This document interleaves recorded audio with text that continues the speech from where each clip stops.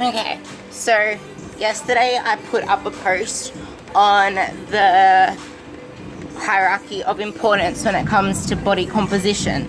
So whether you want to gain muscle mass or lose weight, I kind of shoved it all into the same pyramid.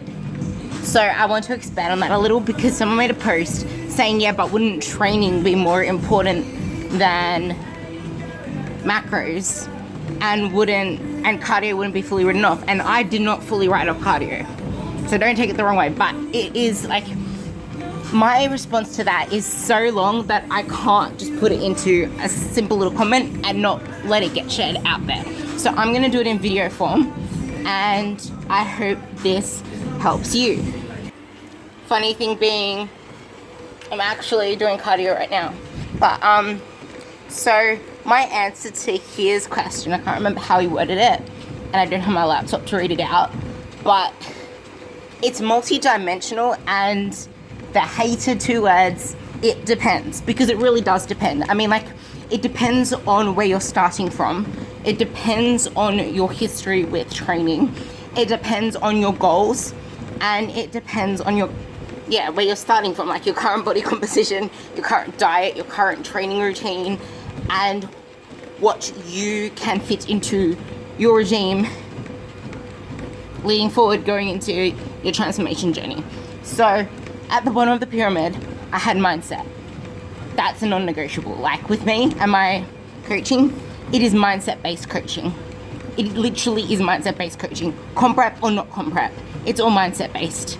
So people who say that go hard, go home, no days off, all that stuff for comp rep, or faster cardio, or it's hit all the way, bro, or chicken and broccoli all the time, or no carbs, like all that shit, it's like, no, it does not work that way.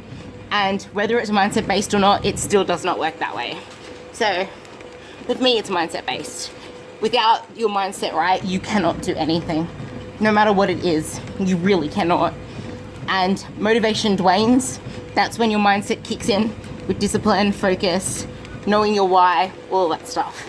So mindset stays at the bottom. And then I had hitting your calories. That's the most important thing. You want to gain muscle? You need to be in a surplus. You can be on maintenance. You can try and do body recomposition and do both at the same time. But to me, that's spinning wheels. Like, to me, it's just maintenance, sitting on maintenance, and you're not going to really see results, which is another post I did with one of my clients. If you scroll down, she didn't realize the changes her body was making because she's just pure body recomposition. And then she compared the photos, and you can see that she's lost a significant amount of fat mass and put on muscle mass. But that did not happen overnight, over a month, over a week. She's been with me for months.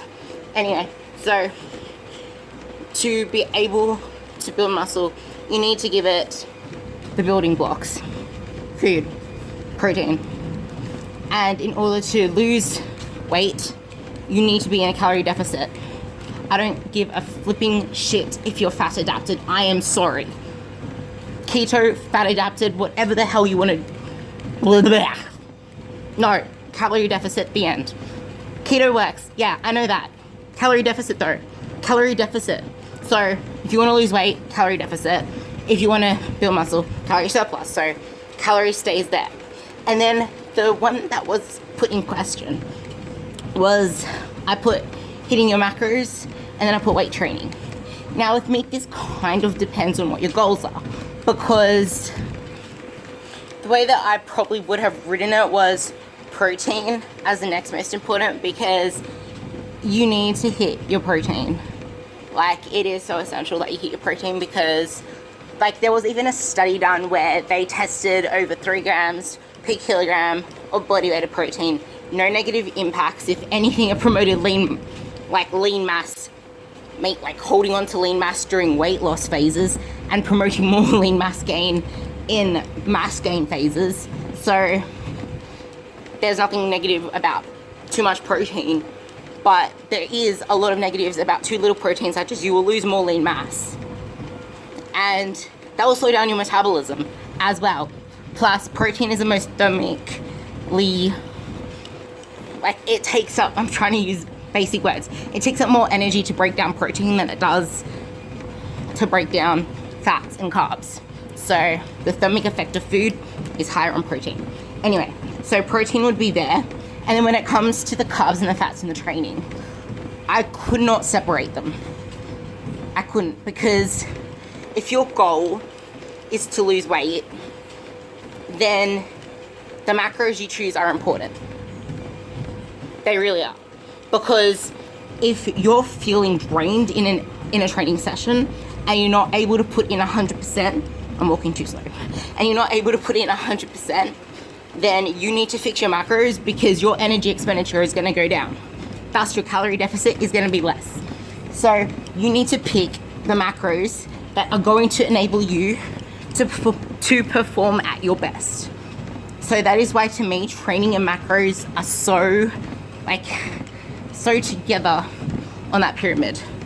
And not only that, but if you're only able to train, like, say in the morning, then it might really matter that you get carbs in before you sleep, because you want carbs in your system when you wake up in the morning, kind of thing. Or you want carbs as soon as you wake up so you can fuel your session. But then if you work a fully laborious job, then you're going to need to have high carbs in your diet to fuel your sessions. Otherwise you're going to walk in there and not want to lift anything, or your intensity is going to go down. You're not going to be able to finish the amount of reps or sets or volume that you got prescribed. Your energy expenditure is going to go down. So macros matter. So I'm putting macros and training on the same. Now, when it comes to cardio, if you are a small female like me, 5'2", and you are sedentary, then cardio plays a massive role in fat loss. Because unless you want to diet on 1,000 calories or under 1,200 calories, then cardio plays a massive role. It really, really does. Because it's going to allow you to eat enough to sustain your daily life. And it's not going to impact your performance. Because if you're eating pretty abysmal calories and you need to hit your protein, you are not going to have a lot of fats and carbs to play with. So to me, cardio plays a really important role if you're like me. But if you're like me and you're active, it plays less of a role. If you are active and you're not like me, you're bigger, you have a bigger frame, or you're male, then cardio plays an even lesser role. Like you don't need to do cardio for weight loss. But then again, like I attend to Broderick Chavez's. If you don't know him, look him up. He's a freaking evil genius. But like cardio needs to stop being called cardio in the way that it is. It needs to be like seen as cardiovascular exercise, because what cardio is doing, like, it's promoting cardiovascular health. Like you can go and say that, yeah, I'm lifting 10 sets of 10 on this and 12 reps and 20 reps, that's cardio, but it is not the same, because the aerobic cycle, endurance, heart health, all of that, cardio fitness, you can do HIIT, you can do less, low intensity, you can do medium intensity, but I always promote cardio for cardiovascular health. But does it play a role in fat loss? Like I said, female, male, sedentary, not sedentary, and the type of cardio you do, you don't want, like, it does not matter. It's just calories burnt, but you need to think of what's more taxing in your day. Like, if you're already doing bloody intense sessions in the gym, can you really do a HIIT session and recover? Can you really do a HIIT session and not feel like a piece of shit? Like, you just don't want to get out of bed? I think you should do less. Low intensity or medium intensity. That comes into play too. But if you're someone that cannot walk on a treadmill or go walking around the block without wanting to pull your hair out, then maybe HIIT is for you. It does not matter at all. And if you want to go and say post-exercise oxygen consumption, I can send you like a little infographic if you want on how little that plays an impact, because it's how much energy you burn in the entire day that matters, and your post-energy oxygen consumption is pretty abysmal either way. So I wouldn't really play a lot of focus into that. And besides, most of the time, because you just did a massive HIIT session, your activity for the rest of the day could actually go down because you feel like shit, or you just want to lie in bed all day instead of being active. So keep that in mind.